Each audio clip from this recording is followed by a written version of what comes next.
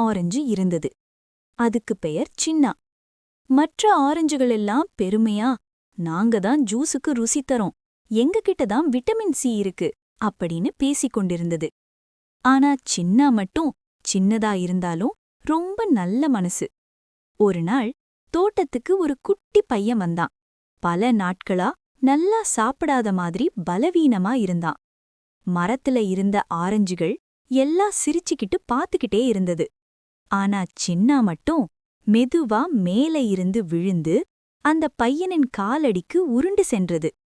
பையன் அதை எடுத்து மெதுவா தோலுரித்து சாப்பிட்டான். ஒரு நிமிஷத்திலே அவன் முகத்துல சிரிப்பு, உடம்புக்கே ஒரு புதிய சக்தி. மரத்துல இருந்த மற்ற ஆரஞ்சுகள் ஆச்சரியமா பார்த்தாங்க. அப்போதான் புரிஞ்சது, பெருசா இருப்பது முக்கியமில்லை, பயனுள்ளவரா இருப்பதுதான் முக்கியம்.